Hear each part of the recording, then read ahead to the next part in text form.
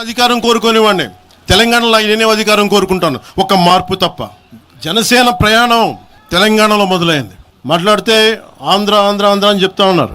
తెలంగాణ ప్రజలకి ఆంధ్ర మీద విద్వేషం లేదు, తెలంగాణ నాయకులందరికీ విద్వేషం లేదు. తెలంగాణ ఏర్పాటు కావాలని కోరుకున్నారు కానీ ఆంధ్ర ప్రజల మీద ఎక్కడా విద్వేషం చూపించలేదు. నిజంగా తెలంగాణ ప్రజలు కానీ మొత్తం తెలంగాణ నాయకులు కానీ విద్వేషం చూపించి ఉంటే ఈ రోజున ఒక్క ఆంధ్ర ప్రాంత వ్యక్తి కూడా ఇక్కడ తెలంగాణలో ఉండలేడు. తెలంగాణకి నాకు ఎంత ప్రేమ ఉందో నేను ప్రూవ్ చేసుకోవాల్సిన అవసరం విమర్శించే నాయకులకు లేదు, నేను మీకు చెప్పాల్సిన అవసరం కూడా లేదు. తెలంగాణ విభజనకి జనసేన వ్యతిరేకం అని మాట్లాడుతూ ఉన్నారు. నేను మళ్ళీ చెప్తా ఉన్నా, విభజించిన తీరుకు మేము వ్యతిరేకం. తెలంగాణ కోసం సామాజిక తెలంగాణ కానీ అన్ని కులాలు బాగుండాలి అని చెప్పి మరీ వచ్చాం.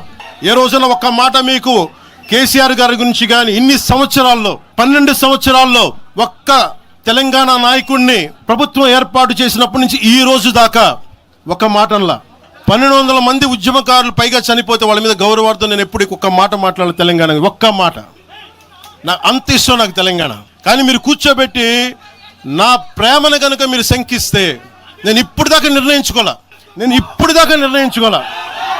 మీరు అంటున్నారు కాబట్టి చెప్తున్నా, తెలంగాణలో జనసేన ఉంటుంది, మేము పోటీ చేస్తాం. మేము ఇప్పుడు దాకా ఎప్పుడు అవసరమైతే తెలంగాణలో తిరుగుతాం, మేమే తిరుగుతాం. ప్రతి సమస్య మీద మాట్లాడతాం, ప్రతి అన్యాయాన్ని ఎదుర్కొంటాం. ఏం మాట్లాడతారు మీరు? ఇది తెలంగాణ భారతదేశంలో అంతర్భాగం, మర్చిపోకండి.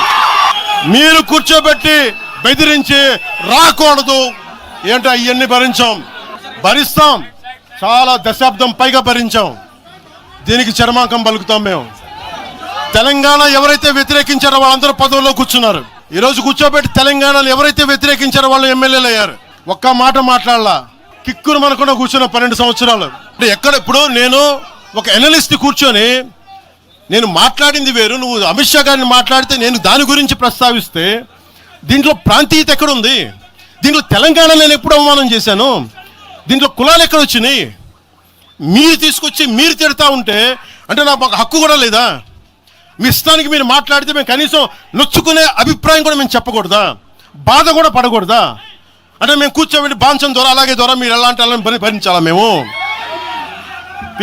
పీకలు పోయినా పర్లేదు, పీకలు కోసుకుంటాం కానీ భయం అయితే మాకు రాదు. కూర్చోబెట్టడం మేము ఒక చెరువుని కబ్జా చేసామంట, నాకేం పర్లేదా? మేము నిజంగా మీరన్నట్టుగా కబ్జా చేస్తే ఇల్లు తగలబెట్టారో నాది వచ్చి ఉంచుతారా నన్ను?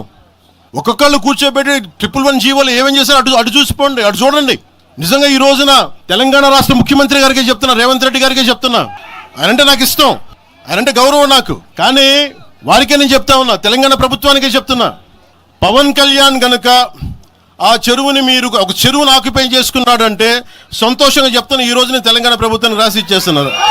ఇక్కడ కూర్చొని ఆంధ్రప్రదేశ్లోనే అధికారం